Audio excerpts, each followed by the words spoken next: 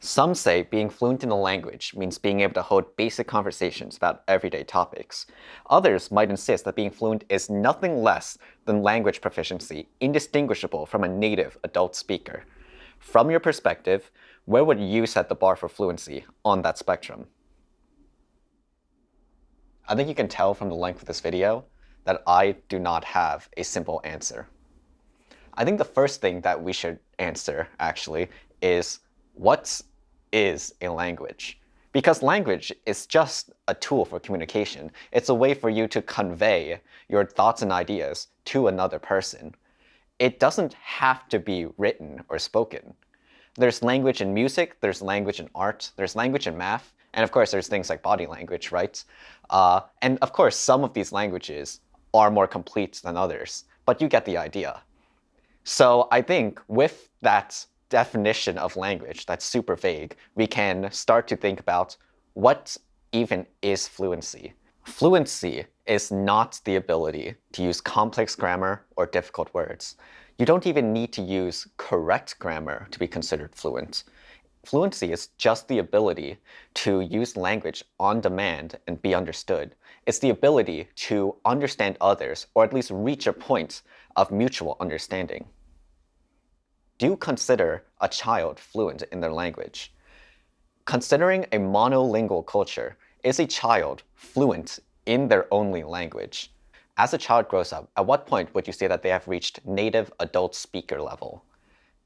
You know, most US presidents give speeches at a 7th grade reading level. That is 13 years old.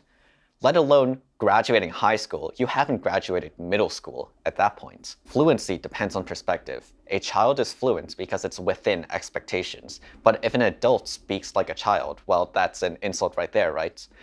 But if every native speaker knows that you are a language learner, if every native speaker is willing and patient enough to speak to you at your level, even if it's at a level of a child, and you're able to understand them and you're able to communicate with each other, well, what's stopping you from calling yourself fluent?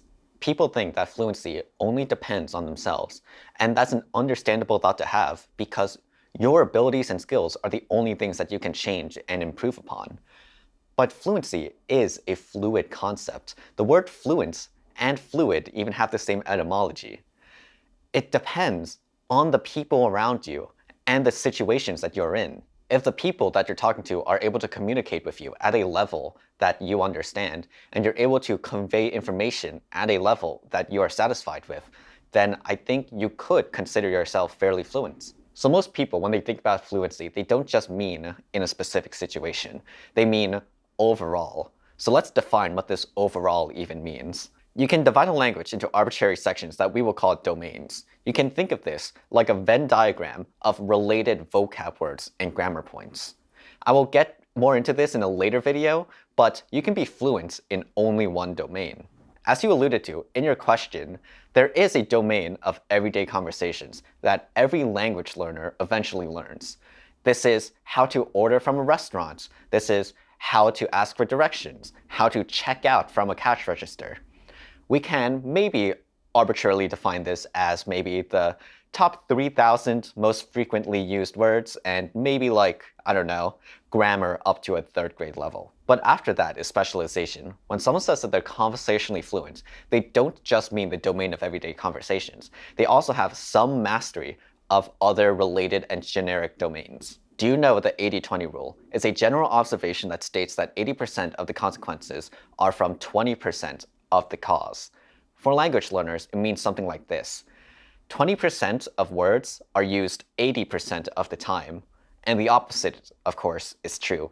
80% of all words are only used 20% of the time. This concept is often used to suggest that you don't need to know a lot of vocab words to know a language, which is true to an extent, but it fails to consider that the 80% of the least frequently used words are the ones with the most meaning. It makes sense, right? The more precise a meaning of a word conveys, the less opportunity there is to use that word. Like, the most common word in English is the word the. I don't know what that means. Conversational fluency then involves a good grasp of these high frequency, less precise words, along with a surface level grasp of a lot of these least frequently used but more precise words in domains of cooking or economics or pop culture or whatever people talk to in day-to-day life. Native level fluency then would be a mastery in many different domains. It means that you're able to talk deeply in a bunch of different topics. But it doesn't mean that you have mastered every domain. It doesn't mean that you can understand everything. It's really just the ability to blend in. It's the ability to not be an outsider. It's the ability to meet other people's expectations.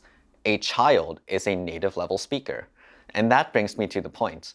You are probably not as fluent in English as you think you are. One time, I was at a bar in Golden Gai, and I was trying to explain to someone in Japanese how the French counting system is partially in base 20. This required some domain mastery in the domains of linguistics and the domains of mathematics. I did not succeed.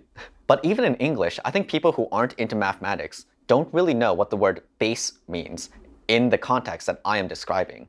Because even in our native languages, we sometimes struggle with concepts that are outside of our areas of expertise. I can talk about the latest research on the effectiveness of lengthened partials on muscle hypertrophy, and I'm pretty sure anyone who's not into exercise science has no idea what the hell I just said. Fluency is a function of inputs and outputs, of understanding and being understood. I'm pretty sure everyone has times in their lives where they're thinking of something, where they're feeling something, and they don't know how to describe it.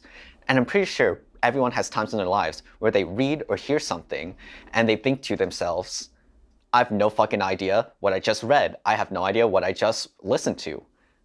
Is that the fault of the reader or the fault of the writer? Being fluent does not mean being eloquent. It doesn't even mean using correct grammar. As long as you share a common denominator of language proficiency with the person that you're talking to, and that denominator is high enough for you guys to convey what you guys want to convey, then I think you guys can call yourselves fluent in that situation. From your question, you know that different people have different definitions for fluency. There is no consensus. Fluency is a completely arbitrary concept. It's an emergent property. There is no absolute scale to measure it by. It's not a useful or meaningful thing to think about when you're learning a language. So I think that rather than focus on whether or not we meet some arbitrary definition of fluency, it's more important to ask ourselves whether we are able to communicate and be understood in the situations that we find ourselves in. So where would I place the bar for fluency? Well, I have no idea. My name is Thomas, and if you guys have any questions, leave them in the comments or the link in the description down below, and I might make a video on some of them, and I'll see you guys later.